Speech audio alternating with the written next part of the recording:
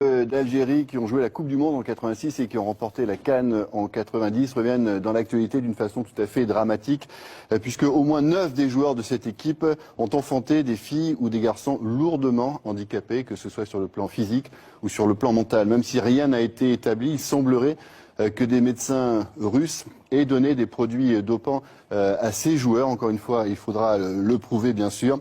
Est-ce que c'est la cause, en tout cas, de cette tragédie? On voit ça avec Thierry Vildary.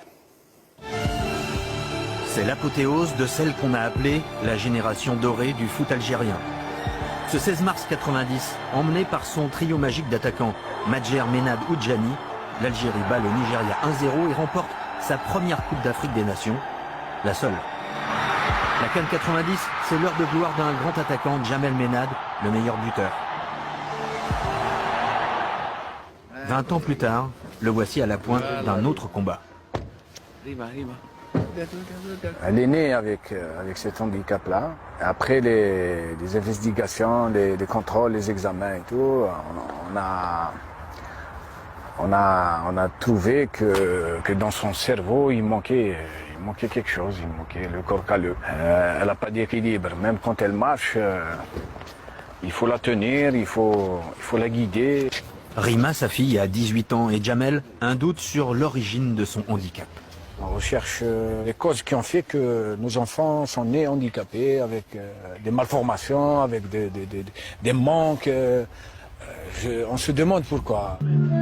Dans cette équipe de légende, Djamel n'est pas le seul frappé par ce mal. Ancien milieu de terrain, Kassi Saïd, le père de Madina, handicapée elle aussi, a été le premier à tracer une relation entre sa carrière sportive et le handicap de son enfant. Le premier cas, c'était moi, c'était ma fille Madina qui est née handicapée. Moi, je me suis dit, bon, c'est le bon Dieu qui m'a donné ça, et ben, j'assume. Puis, au fur et à mesure, on découvre, chaque jour on découvre. Mohamed Chaïb, chargé d'alimenter les attaquants en bons ballons. Lui a eu 3 filles, toutes handicapées, une décédée. En tout, il compte 9 anciens internationaux de foot touchés par le même syndrome.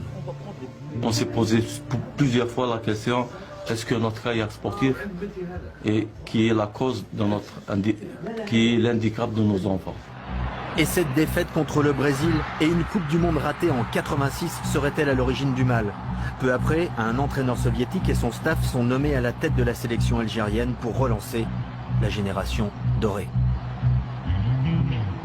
On avait dans notre staff médical des Russes, un certain Sacha Tabarchouk. Je me rappelle qu'il nous donnait à chaque repas des pilules jaunes. C'est comme des cubes de sucre, des fois carrés, avec des couleurs, des fois jaunes, des fois rouges. Il nous disait que c'était du magnésium ou je sais pas quoi, des vitamines. Une réponse dans l'Oural, 1500 km à l'est de Moscou, à Tcheliabinsk. Alexander Tabarchouk, jovial et accueillant, se souvient précisément de ses prescriptions. Monsieur Sacha, me disaient les joueurs, donnez-moi vite des vitamines. Sans vitamines, je suis très fatigué. Donnez-moi ces vitamines pour que tout se passe bien au match. J'ai donné 2 ou 3 sortes de vitamines différentes. L'Alvitil, pendant 1 mois, ce sont des vitamines françaises. Elles sont toujours populaires ici en Russie. J'ai aussi utilisé, je m'en souviens, des vitamines suisses, Supradine et d'autres. Toutes ces vitamines ont été achetées par la fédération algérienne d'après ma commande et c'est moi qui les ai distribuées aux sportifs.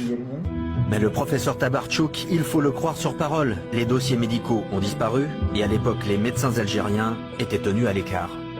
Il ne va pas dire qu'à l'époque, on leur donnait des produits dopants. Ça c'est normal, c'est légitime. Mais nous, on est convaincus que c'était autre chose. Elle avait des pieds beaux. Elle avait des pieds beaux, des véritables pieds beaux. Moi, j'ai dit que c'est pas possible. J'ai jamais vu ça. Pour moi, c'était un monstre. Moi, si on me donne la Coupe du Monde et là, la santé de ma fille, je choisirais la santé de ma fille. Il n'y a pas photo. Donc si on a parlé, c'est qu'on souffre. Pour Djamel, Mohamed et Kassi, le problème touche aussi d'autres disciplines. Il compte pour l'instant 19 anciens sportifs, des athlètes, judokas, handballeurs des années 80. Un temps, disent-ils, où les médecins russes pullulaient dans le sport algérien. Donc à suivre, et un terrible avertissement en tout cas à tous ceux qui voudraient